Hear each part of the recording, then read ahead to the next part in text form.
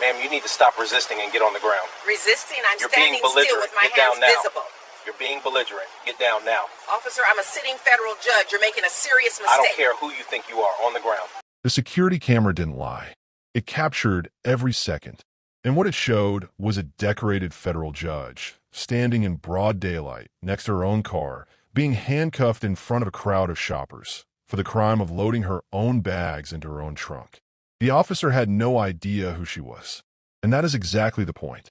On a Saturday afternoon in late September, Judge Diane Okafor pulled into the perimeter mall parking deck in Atlanta, Georgia, the same way she had done dozens of times before. She had spent the morning reviewing briefs. She had earned the afternoon off. She bought curtain panels from a home goods store, a birthday card for her sister, and a bag of coffee from the specialty roaster on the upper level. She was walking back to her car, a charcoal gray Lexus, current registration, her name on the title, when she heard the voice behind her. "Mom, stop right there. Step away from that vehicle." Judge Diane Okafor was 52 years old. She had spent 19 years on the federal bench in the Northern District of Georgia. She had presided over civil rights cases, Fourth Amendment challenges, and more than a dozen trials involving law enforcement misconduct. She had sentenced corrupt officers. She had written opinions on qualified immunity that were cited in courtrooms across the Southeast. She was not someone who panicked easily. She turned around slowly, shopping bags in hand, key fob visible between her fingers, and looked at the officer walking toward her. His name was Officer Troy Bascom, 37 years old, 9 years with the Atlanta Police Department. He had responded to a call from mall security, a vague report of a suspicious person near expensive vehicles on level 3 of the parking deck. The description given to dispatch was 4 words long. Black female near Lexus. No report of attempted theft. No description of threatening behavior. No specific criminal activity alleged. Just a black woman near an expensive car. Bascom had decided Diane was the suspicious person. She kept her hands visible and her voice level. "Is there a problem, officer? I need you to step away from the vehicle and show me identification." Diane's legal mind had already processed the situation before he finished the sentence. This was a Fourth Amendment seizure. He had detained her without reasonable suspicion of any criminal activity. She had 2 choices: comply quietly and address it later, or assert her rights in real time. She chose assertion, calmly and precisely, the way she had spent 2 decades expecting attorneys who appear before her to behave. "Officer, I'm loading my own vehicle with my own purchases. I have a key fob in my hand. What specific criminal activity do you suspect me of?" Bascom didn't like the question. In 9 years, most people he approached didn't ask questions. They just complied.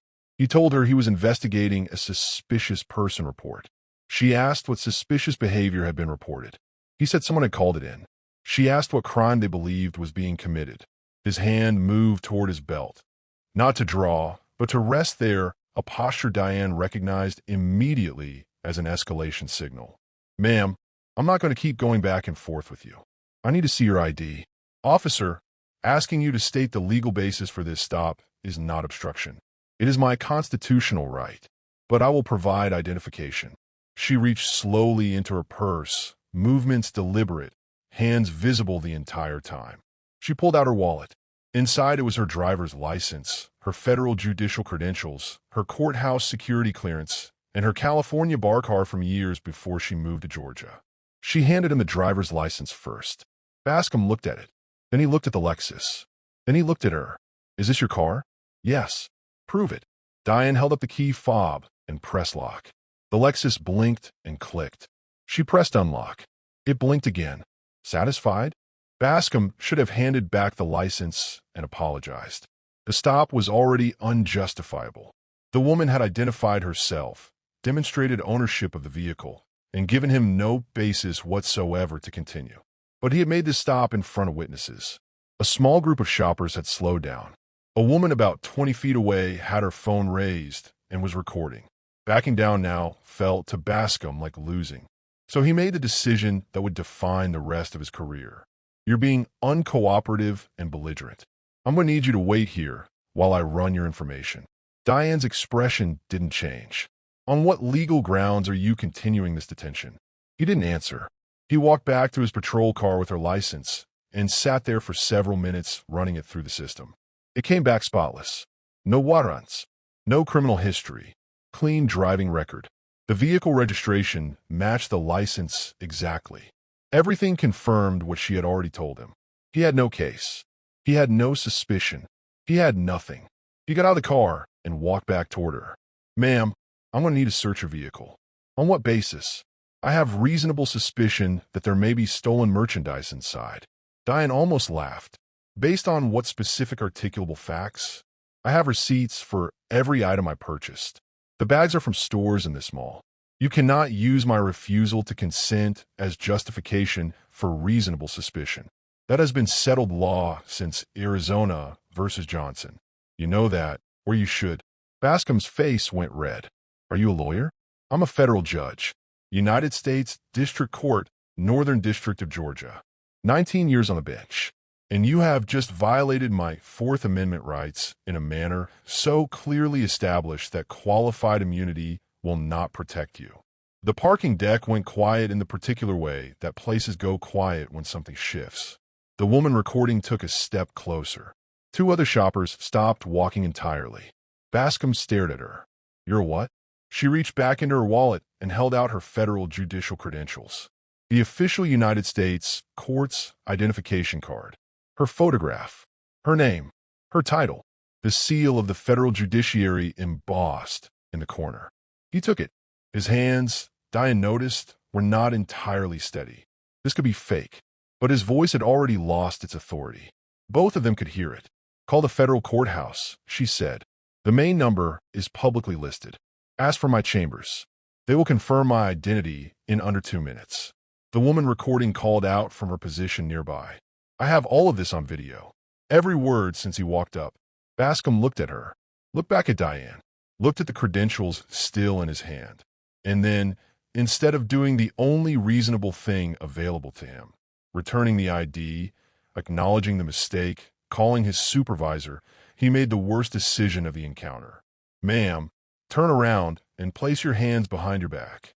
You're under arrest. For what? Interfering with a police investigation. There is no investigation, Diane said. There's an officer who saw a black woman near an expensive car and made assumptions. But if you go to arrest me, then do it. The camera is rolling. My credentials are in your hand. And every decision you make in the next 30 seconds is going to be evidence in the federal lawsuit I am going to file on Monday morning. Bascom pulled out his handcuffs. Diane turned around without being asked. She placed her hands behind her back. She did not resist. She did not argue. The cuffs clicked around her wrists, and she walked to his patrol car with her head straight and her expression unreadable, the way she had learned to carry herself in rooms that did not expect her to belong there. The drive to the station took 14 minutes. Neither of them spoke. When they arrived and Bascom walked her through the entrance, officers at their desks glanced up. A well-dressed black woman in handcuffs. Nobody thought much of it. Not yet.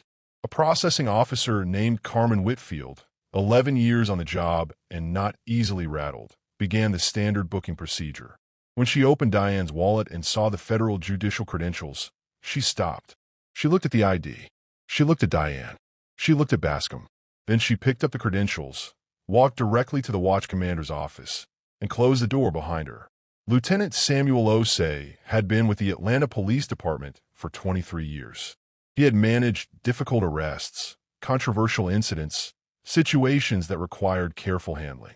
But when Whitfield laid those credentials on his desk, something moved across his face that was less about professionalism and more about a man who understood immediately and completely what he was looking at. He walked out to the processing area. He looked at Diane sitting calmly in the holding chair, posture perfect, waiting. He looked at the credentials again. He went back to his office and made a phone call that lasted 4 minutes. When he came back out, he looked like he had not slept in a week. Judge Okafor, I am Lieutenant Osei. I want to apologize sincerely for this situation. You are being released immediately. What are the charges?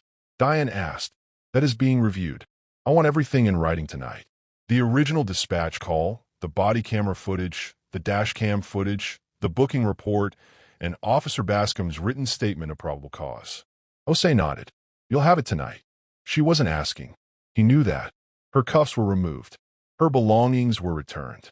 Lieutenant Osei walked her to the exit himself, apologizing twice more before she stepped outside into the evening air and called an Uber from the curb. She had been in custody for 2 hours and 41 minutes. She arrived home at 7:12 p.m. She sat in her living room in the dark for a few minutes. Then she turned on the lamp, picked up her phone, and started making calls. The chief judge of the Northern District first, then her civil rights attorney, then the ACLU of Georgia. By Monday morning, the story had moved from the police department to the mayor's office. The chief of police called Diane personally to apologize. She thanked him and told him she would be filing suit regardless.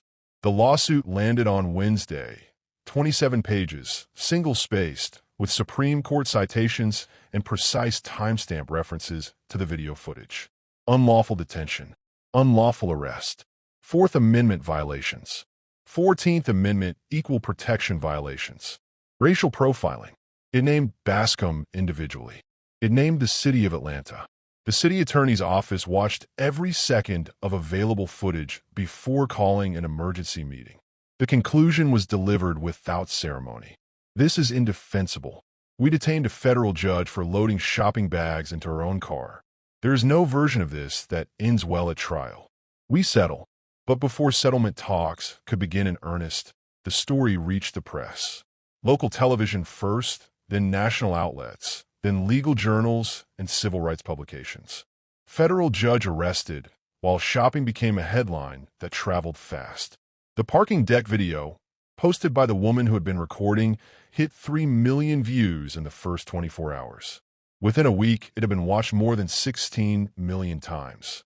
Legal analysts broke it down frame by frame. Civil rights organizations used it in presentations. People shared alongside their own stories, their own parking lots, their own encounters with officers who had already decided what they were before they had said a single word. The Atlanta Police Department's Internal Affairs Division opened a formal investigation. For weeks, multiple interviews with Bascom, review of every frame of available footage, and an analysis of the original security call that had set everything in motion. What the investigation found about that call was striking. The mall security guard who had reported a suspicious person admitted during questioning that Diane had not done anything specific to draw his attention. He said she looked out of place near the expensive vehicles. When the investigator pressed him on what that meant in concrete terms, what behavior, what action, what observable fact, he could not answer. He had a feeling. That was all. And that feeling, radioed into dispatch as a suspicious person report, had set the machinery of the afternoon in motion. The investigation into Bascom himself produced findings that went beyond the incident in the parking deck. Over the previous 3 years, his rate of stops involving black motorists was 2.6 times higher than the departmental average. His searches of black drivers were 3.2 times higher. His arrest rates showed the same pattern across the same period. The data had existed for 3 years. No supervisor had flagged it. No early warning system had caught it. The pattern had been sitting in the records the entire time, visible to anyone who looked, and nobody had looked. Bascom was terminated 7 weeks after the incident. The letter cited unlawful detention, unlawful arrest, racial profiling, and conduct unbecoming an officer. His union representative reviewed the footage and told him plainly that an appeal would accomplish nothing. The video was too clear. The violations were too documented. The person he had handcuffed was too credible. Bascom withdrew the appeal. The Department of Justice Civil Rights Division opened a broader investigation into the Atlanta Police Department's stop and search practices. 8 months of analysis, 5 years of stop data, thousands of reports reviewed, dozens of interviews conducted. The findings, released in an 89-page report, described disparities that were significant, consistent, and not explained by any variable other than race. Black residents were stopped at rates substantially higher than white residents, even after controlling for neighborhood crime data. Black motorists were searched at 3 times the rate of white motorists despite being less likely to be found with contraband. The department entered into a consent decree with the federal government. The reforms were extensive. mandatory implicit bias training department-wide, an early warning system for officers showing problematic stop and search patterns, a civilian oversight board with genuine investigative authority, regular public audits of stop data broken down by race, body cameras required for all uniformed personnel, federal monitoring for 3 years. The lawsuit settled 11 months after the incident. The amount was never officially disclosed, but people with knowledge of the negotiations put the figure at $725,000. Diane donated every cent to civil rights organizations focused on police accountability and community legal education. She made one public statement. She said, "I did not need the money. I needed the system to be less dangerous for the people who don't have what I have. I needed the footage to be seen. I needed the data to be analyzed. I needed the reforms to be mandatory and not optional. That is what accountability looks like when it actually happens." The parking deck footage became required training material at police academies across Georgia. Constitutional law professors assigned it. Community organizations screened it at town halls. One afternoon in a parking deck, 2 hours and 41 minutes of unlawful detention had ended a career, produced a federal consent decree, generated close to $750,000 in civil damages, and triggered systemic reforms across an entire metropolitan police department. Troy Bascom never worked in law enforcement again. His termination for cause followed him. He left Atlanta within a year. Diane Okafor returned to the bench. Colleagues who clerked for her during the years that followed said the experience had sharpened something in her that was already sharp. Her questions in cases involving stop and frisk, probable cause, and qualified immunity became even more precise. Her written opinions on Fourth Amendment issues became more frequently cited. She continued doing the work she had always done in the same building, behind the same bench, in the same black robe. In private conversations with other judges and with law students who visited her chambers, she said the same thing consistently. She said what happened to her was not unusual. It was just documented.